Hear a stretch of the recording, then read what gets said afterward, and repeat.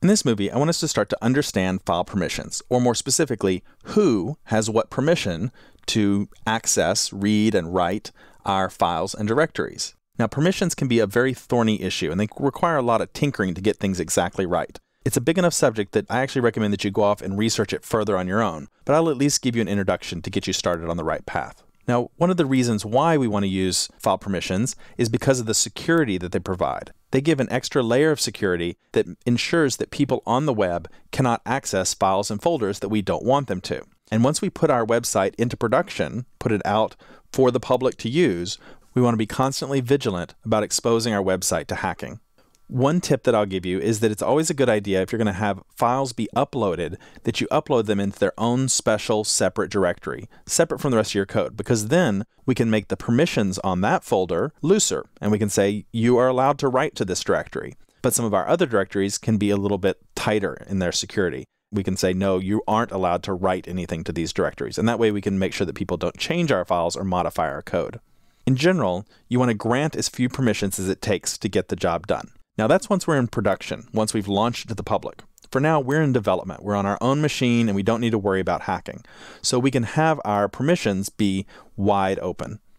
But it's still going to be important for us to understand file permissions to make sure that we're allowed to do the things that we want to be able to do on our development machine, that permissions don't get in our way. And that's what we'll be looking at now. Now, most of the way PHP is going to handle permissions is going to be the way that Unix handles them. So I need to say a word first about Windows and how Windows file permissions works. It's a little bit easier and it's a little bit harder. The reason it's easier is because it's going to simply manage through the Properties Security tab. So you'll go to Properties for a file, click on the Security tab, and then you can manage the permissions for that file. If you can't see the Security tab, you may need to enable that feature first. Now, the default permissions that Windows has may work. In general, it tends to be wide open, and so you probably won't run into any problems. The other reason it's easier is because the security model for Windows is much simpler. You basically are a user who either has access or doesn't have access. Now it's a little bit harder though, because different versions of Windows handle it slightly differently, and the way that the properties and the security tab work are a little bit different. And this chapter will also present a little bit of a problem for you if you're a Windows user, because many of the PHP methods that we're going to be talking about are either going to be fully ignored or partially ignored. So Windows users, default permissions may work, and you may not need this chapter at all. But I think it is still useful for you to understand in case you deploy to a different environment later. PHP, remember, is not platform specific. So now let's talk about the way that Mac OS X, Unix, and Linux do their file permissions, because they're all done the same way. Basically, we have three categories of users that could be coming to our file. We have user, which is us, the person who created the file, the owner of the file. There's group, which is a group of users, and we can assign people to groups. And then there's other, which is everybody, the public at large. So it's not us, it's not someone in one of our trusted groups, it's just other. And we have three types of actions that we can do to a file or even to a folder, and that is to read it, to write to it, or execute it. And in the case of folders or directories, execute actually means list the contents of what's in the directory. But since we're mostly interested in files, we're talking about being able to run executable files. So let's suppose that we have an imaginary file, and we want to grant permissions to user, group, and other that look something like this. We want our user to be able to read, write, and execute a file. Group can read and write it, but not execute it, and other can read it, but not write it. This is just a real simple example meant to show you how we can have different permissions for the different categories. You'll notice that I have those abbreviations, R, W, and X, next to read, write, and execute. That's because those are the abbreviations we use when we summarize these listings. So for user, if we can both read, write, and execute, it gets R, W, and X. And group, you'll see it gets R and W, and then just a minus sign in place of the execute. Other is the same thing, but with only the R and then 2 dashes. We call this symbolic notation, and you'll see it from the command line inside Unix, Linux, or Mac OS X. Usually they're all run together, and they're in that same order, user, group, and other. Now, there's another kind of notation that you need to know about, which is called octal notation. Now, in order to get from octal notation to symbolic notation, you're going to need to do a conversion. And the key for conversion is what I've got there. R equals 4, W equals 2, X equals 1, and the dash equals 0.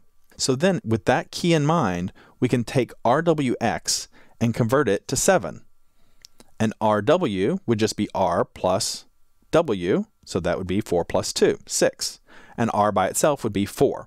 Now we have a shorthand for being able to talk about that whole string of letters up at the top, and that's called octal notation. So 7, 6, and 4 represents the exact same thing as the symbolic notation RWX, RW-R-. So 764 is a lot easier. Once you do a lot of these file permissions, you'll start to get familiar with them. 777 means let everyone have access.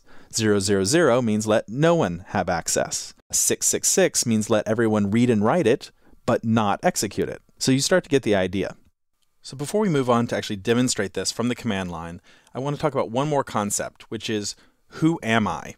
Now, that sounds very metaphysical. What I actually mean is, who is the web server? We saw from the file permissions that there's an owner of these files. So we have to know who the owner of the file is, and then know who the web server is to know whether the web server has access or not. Now, often you'll find that the answer to who am I is nobody. That sounds like a Zen answer, but in fact that is a valid user on a lot of Linux systems, is nobody. Sometimes though, instead it'll be www or Apache. And I'll show you a way that might help you to determine which one of these your web server is running as. So here I am at the command line, and I'm already navigated inside my B2B sandbox folder so that we can look at the files that are there. Now, the first thing I want to show you is that if we type ls, it'll give us a listing of all our files. If we type ls-la, it'll give us a listing of all our files with their permission information. So you'll see now in this list the symbolic notation that we were just talking about. So for example, in parent.php, we have read and write permission, but not execute for the owner of the file. And then we have the group set to be able to read it, and everyone can read it as well.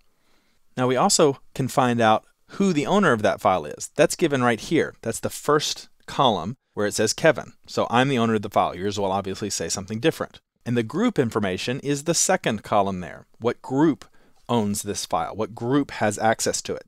Now we're not going to be talking a lot about groups, but the concept is very simple. If we were to take users and put them into a group, we could then assign ownership of a file to a group, and then everyone who's in that group would have those access permissions. For now, we're just going to be working with user and focusing on the user having access. So we asked who am I earlier. My web server is most certainly not Kevin. Now it might be part of the staff group, but I don't think it is. So the question is, what access then does my web server have to parent.php? It's not the user, it's not the group, so it would be other. So in this case, it would have read access. If we wanted to modify those permissions, which we'll see how to do in a bit, then we would need to change it for other so that other would have different permissions. Now I've told you that I would also give you a trick that might help you to identify which user Apache is running as. If we run the command psaux, that will give us information about the processes that are currently running. If we then put a space and the upright pipe, so that's just a straight up and down bar, space, grep, and then httpd. That will look for the web server process that's running. It will usually be called httpd. And if we do that, it will search for lines that contain that. And you'll see that we got a couple back. This is the important one here, which is that I have my web server running as www. You can ignore the underscore that's in front of it. What's important is that www. That is the user that my web server is running as.